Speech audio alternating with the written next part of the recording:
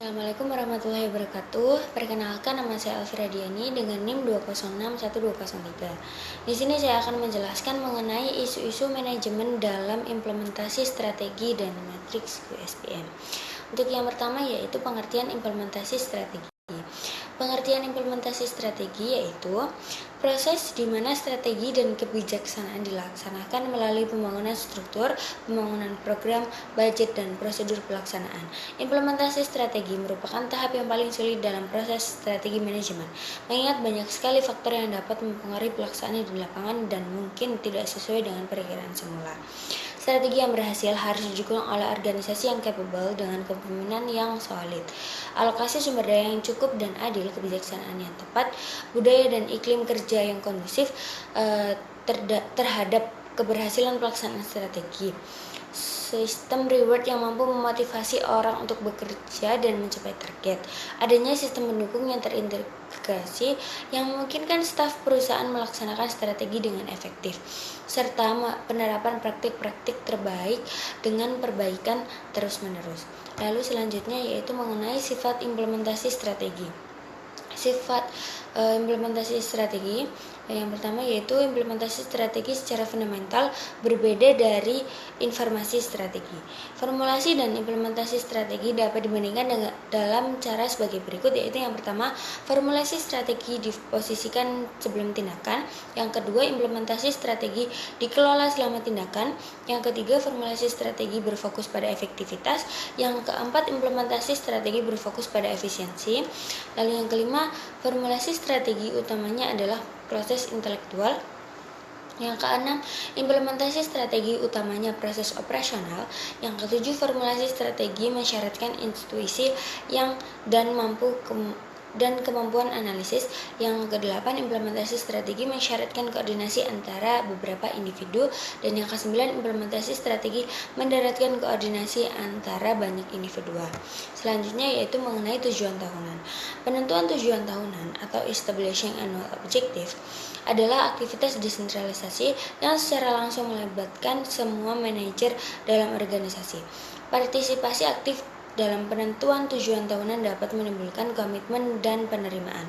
Tujuan tahunan penting untuk implementasi strategi karena hal tersebut yang pertama menunjukkan dasar dalam pengalokasian sumber daya. Yang kedua, mekanisme utama untuk mengevaluasi para manajer. Yang ketiga, instrumen besar untuk memonitor kemajuan dalam memperoleh tujuan jangka panjang. Dan yang terakhir, penentuan prioritas organisasi, divisional, dan departemen. Selanjutnya yaitu mengenai kebijakan.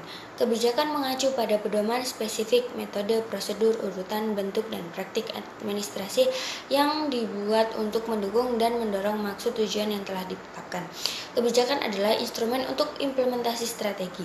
Kebijakan menimbulkan penghalang, batasan, dan hambatan dalam bentuk tindakan administratif yang dapat diambil untuk memberikan penghargaan dan sanksi pada perilaku.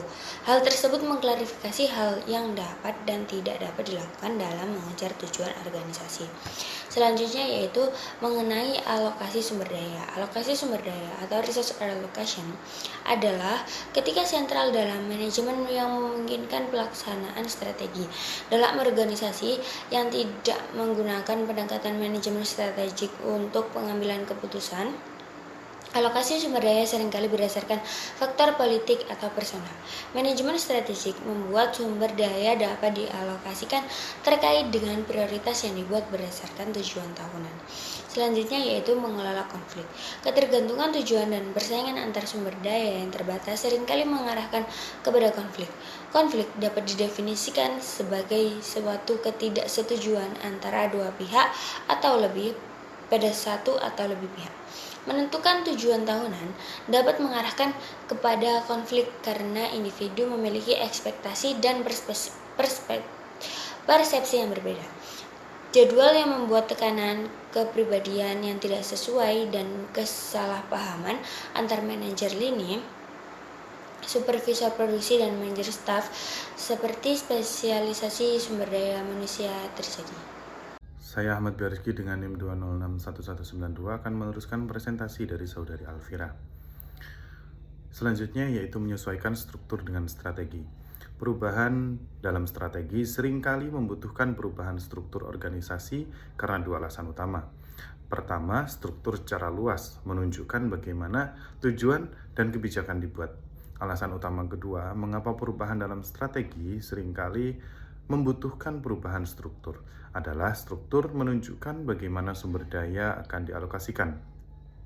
Jika struktur organisasi berdasarkan kelompok pelanggan, sumber daya akan dialokasikan menurut pembagian tersebut. Selanjutnya yaitu restrukturisasi. Restrukturisasi atau restructuring juga disebut sebagai downsizing, right sizing, atau penghilangan pelapisan atau delayering, adalah mengurangi angka perusahaan dalam angka karyawan, jumlah divisi atau unit, dan tingkat hierarki dalam struktur organisasi perusahaan. Pengurangan ini bertujuan untuk meningkatkan efisiensi dan efektivitas.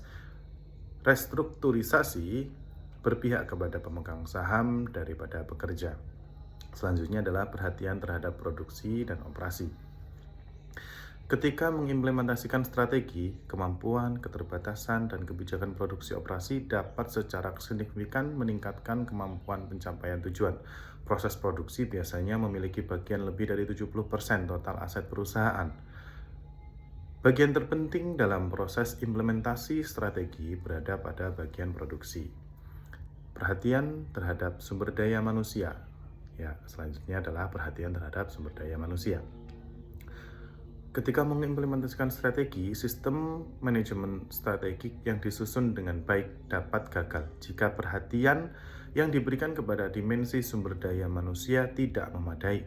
Permasalahan sumber daya manusia yang muncul ketika strategi diterapkan oleh perusahaan biasanya dapat ditelusuri pada satu dari tiga penyebab berikut. Yang pertama, gangguan pada struktur sosial dan politik. Yang kedua, kegagalan untuk mencocokkan kemampuan individu dengan pengimplementasian tugas. Dan yang ketiga, dukungan manajemen puncak yang tidak memadai untuk aktivitas implementasi strategi.